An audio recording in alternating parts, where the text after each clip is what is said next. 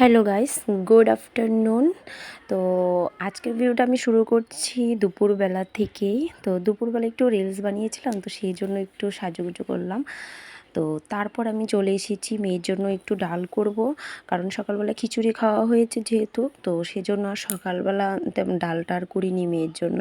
তো তাই এখন দুপুরবেলায় ডালটা করে নিচ্ছিলাম। তো ডালটা করে আমি, চলো তোমাদের একটা জিনিস দেখাই, মানে আমি পেঁপে গাছের নিচে দাঁড়িয়ে আছি, তারপর আমি চলে এসেছি, মানে আমার শ্বশুরমশাই এখানে কাজ করছিল।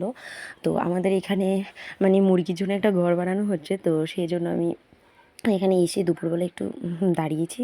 তো দাঁড়িয়েছি যেহেতু তোমাদেরও একটু দেখালাম। তো তারপর দেখো পাশেই ফুল গাছগুলো আমি যখন কলকাতা যাই তখন যাওয়ার আগে অনেক যত্ন করে লাগিয়েছিলাম, কিন্তু যত্নের অভাবে এগুলি একদম নষ্ট হয়ে গেছে পুরো। তো তারপর আমি আমাদের বাড়ির চারপাশটা দেখাচ্ছিলাম। এই দেখো আগের যে মাটির ঘরটা ছিল সেই ঘরটা এখন ভাঙা হবে, তাই এখন সব কিছু মোটামুটি কিছুদিনের জন্য বারান্দায় মানে আমার শ্বশুরমশাই করে নিয়েছে। তো তারপর এই তো মেয়েও উঠে গেছে, উঠেই ডিম দেখে ভীষণ কান্না করছিল। মানে ডিম খেতে খুবই ভালোবাসে, আর ডিমের জন্য খুব বায়না, মানে ভাত খাবে না ডিমই খাবে শুধু। তো তারপর আর কি করব, ওকে কিছুটা ডিম দিয়ে বসিয়ে দিয়েছিলাম, কিন্তু কিছুটা দেওয়ার পরও আরও বায়না করছিলো, তারপর পুরোটা ডিমই খেয়েছিল আর ভাত খায়নি তখন। তো তারপর দেখো সন্ধেবেলা আজ কাটা হবে এই মোরগটা। আর অনেক দিন পরে আমি দেশি মোরগ খাবো, আর সত্যি কথা বলতে অনেক দিন পর খেয়ে কিন্তু ভীষণই ভালো লেগেছিলো, কারণ বেশিরভাগ সময়টাই আমাদের ব্রয়লার খাওয়া হয়, তো সেই জন্য দেশি মোরগটা খুব কমই খাওয়া হয়।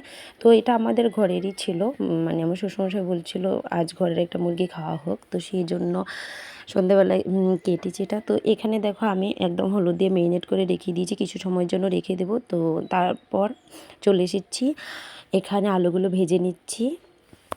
তো আজ মাংসটা আমিই রান্না করব, আর বেশিরভাগ সময় মোটামুটি মাংসটা আমারই ডিউটি পড়ে রান্নার। তো আজ মাংসটা আমি রান্না করছি, জানি না কেমন হবে খেতে।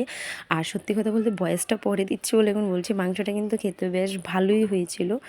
তারপর এখানে আমি একটু গরম জলও করে রেখে দিয়েছি, পেঁয়াজটাও দিয়ে দিয়েছি। এখন পেঁয়াজটা কিছুক্ষণ নাড়াচাড়া করে তারপর এতে দিয়ে দেবো মশলাগুলি। এখন পেঁয়াজ ভাজা হয়ে গেছে, এখন এতে দিয়ে দেবো মশলাটাও দেখো মা একদম বেটে একদম রেডি করে দিয়ে দিয়েছে। তো মশলাটাকে কষিয়ে তারপর এটার উপর মাংসটা দিয়ে দেব। আমি এক সময় এক এক রকমভাবে রান্না করি, অনেক সময় মানে একদম মশলা দিয়ে মেরিনেট করে রেখে দিই, আবার অনেক সময় মশলাটাকে কষিয়ে তারপর রান্না করি, মানে এক এক সময় এক একভাবেই রান্না করতে ভালো লাগে। তো আজ এইভাবে রান্না করছি। তো এখন মাংসটাকে আরও বেশ কিছুক্ষণ কষিয়ে তারপর জল দিয়ে নামিয়ে নেব।